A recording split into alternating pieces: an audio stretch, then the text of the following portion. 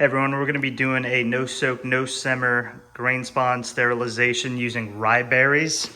So the whole process is pretty simple. You just need a handful of things. So we're going to need our grain spawn jars. So I have a video on how to make these. If you're interested, you can check my channel. We got our scale, aluminum foil, rye berries, of course, water, and then we got some gypsum as well. So that's the ingredients you're gonna need. Of course, you'll need a pressure canner. I have mine already heating up the water, so just kind of preheating it up. I don't have that lid closed, of course, because we're gonna be putting these in just a little bit. And what we're gonna do, here, I'll take you through the process. Like I said, it's pretty straightforward. We'll just get our scale set up here. We'll zero it out with our jar. Let me grab a cup to scoop some of this, some of these berries. So what we're gonna do is we're gonna get 255 grams of rye berries.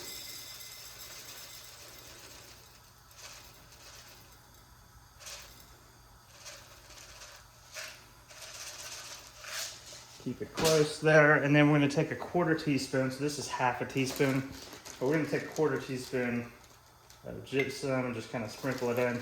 I like to kind of swirl it around, and then we'll zero this out again. We got our water, and we're gonna fill it up just under 170 grams of water. So it should get it. There we go. All right, well, it's right at 170. That should be fine. So it should have our water slightly above our grain spawn. So pop this on here. I don't tighten it too much. And then I kind of swirl it around. Make sure everything's nice and wet and there's nothing on your sides. So once we have that in place, we can take our aluminum foil,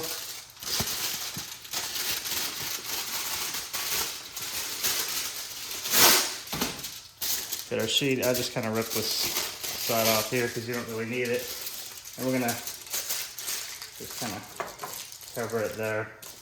And that's gonna keep moisture from sneaking in and sneaking out too much while we do this. So you can do about 7 of these with inside of this. So that's what we're gonna do. I'm gonna finish the others out and we'll show you the next step in the process. All right, so we got all of our grain spawn jars in. Now we're gonna throw our top on. Let me crank the heat up a little bit here. We'll throw our top on and we're gonna tighten this up here.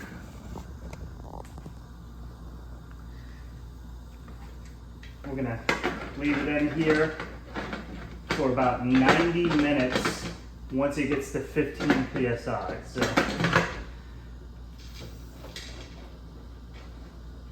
make sure it's nice and tight.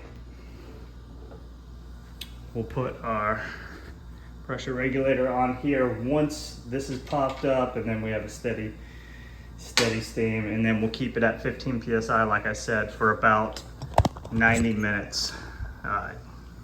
90 minutes from when it hits 15 psi, and we'll come back. All right, 90 minutes at 15 psi. Let it come back to 0 pressure after that. Let it sit for just a minute, and then while it's still hot, we're gonna take them out. We can get rid of our foil at this point.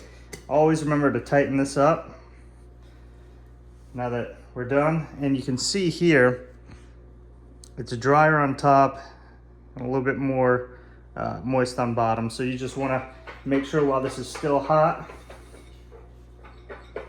to shake it up real good, distribute that moisture, and also keep it from getting a little sticky on the bottom. So yeah, the downside with doing this no shake, no simmer method is the inside gets a little dirty there, you can see. Also, a lot of times it'll be a little bit more clumpy, sticky with your grain spawn. But other than that, you know, it's so much easier and so much quicker if you can get past those 2 issues. But yeah, we'll let this go back to room temperature, then we can really inject our liquid culture through this self-healing injection port. So thank you guys for watching. I hope this video helps y'all out. If you're trying to do the same thing, do me a favor, if you will, hit the like, hit the subscribe button, and thank y'all for watching.